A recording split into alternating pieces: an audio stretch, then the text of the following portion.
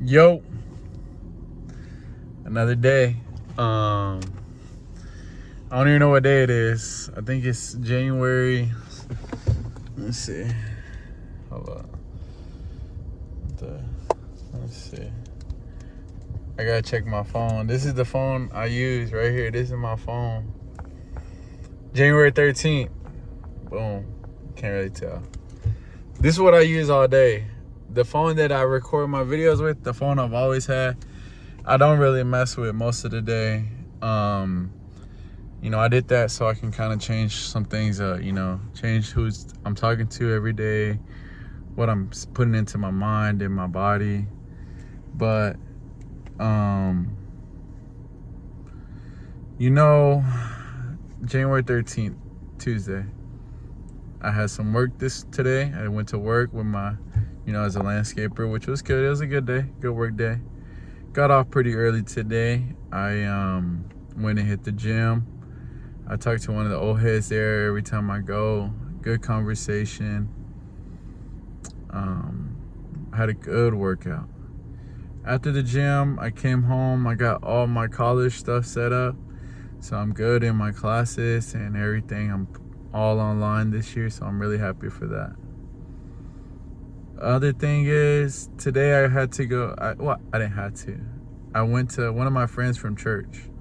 He invited me to this thing called Life Group, and I usually go to on Wednesdays with my uncle. They're older, but this one was people my age. And honestly, it was kind of hard to go at first, because I used to go to this Life Group with like these kind of people, a couple years ago. And a couple years ago when I would go with my ex-wife. At the time I was married.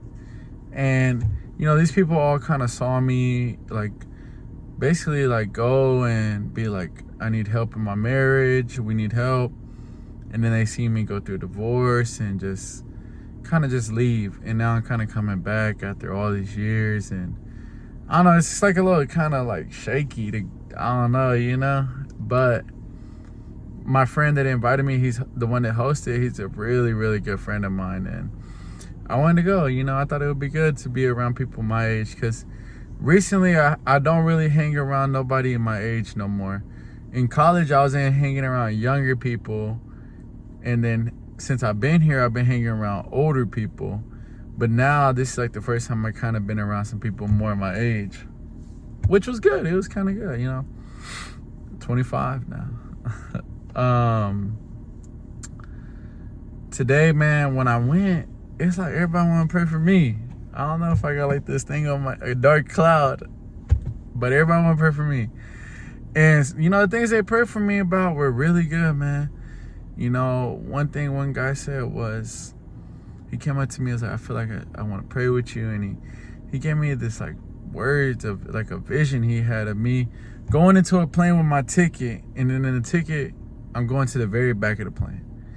The flight attendant stops me and says, no, you're supposed to sit in the front of the plane, in the first class.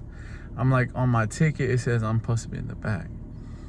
And he was saying, in life, you may feel like you need to be in the back because maybe you've done things, or maybe you said you would do certain things, you didn't do them, or maybe you made mistakes, or, because, they knew, I was divorced. There's in this group, they have single people and then people with families. And he said, John, you're supposed to be, I can tell you want to be a father. I know in your heart you desire to be a father. And that's what you want in life, and a family. And you're going to have that one day, And it's not going to be because of the things you do, but it's going to be because of the things God does in your life. The man he creates you to be. And, that was really comforting me, because in my heart, I think all my life, I've always, growing up, there could be a reason why I got married so young at the time when I was in the military. I've always wanted a family. Always wanted to be a father. That's something that's always been in my heart. And I tried to be a father in my marriage. My wife didn't want to have kids at the time, and it's okay. That's fine, But even after that, I've always had this desire. I want to have a family. I want to be a father.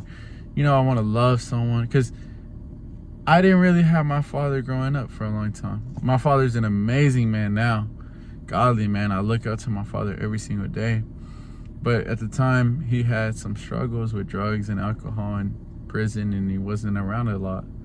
And I know that can cause a lot of pain and stem that me doing drugs and alcohol can stem from is some of that pain, you know. And I'm trying to work through those things and not run from them, you know. And I know in my heart that's something I desire. I didn't have a family life growing up. I want to provide that. I want to be a man that, you know, has a family and loves his wife and his kids, and they go to church and they live a godly life. And that's something I've always wanted, you know. I've always wanted that. And I believe that's a big reason I want to follow God so much, because I want that. And at this point in my life, I know I'll never have a family and a wife and kids unless I do give my life fully to God and trust in Him and live the way He wants me to live. I've tried to do it on my own so many times, and it just fails. And, you know, I'm not a big person where I care about money and flash and all these things too much, you know?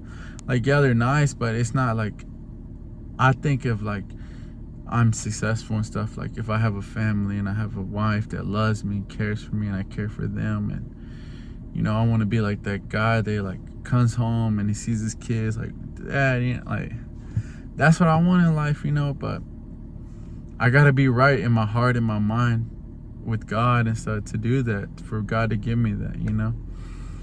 And yeah, like, that's something I really want, and that's something I'm working towards, you know. But I want to get closer to God mainly because I want to know God. I want to know how God sees me. I want to know that God loves me, not because of all the things I do, not because I go to church every day or I read the Bible or all these things.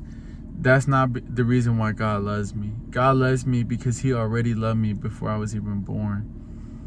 And I'm trying to understand that. I'm trying to know in my heart that God has unconditional love for me.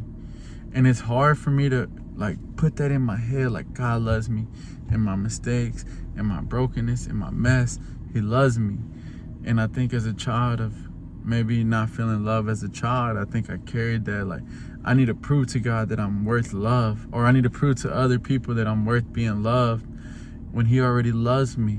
And believe in that. And so that's what I'm working on now, is knowing that God loves me, knowing that God cares for me, and He wants to.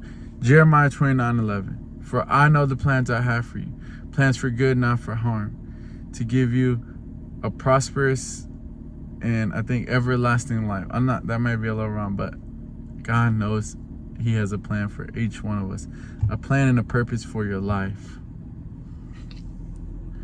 I'm thankful. Today I felt good. Today's a brand new day.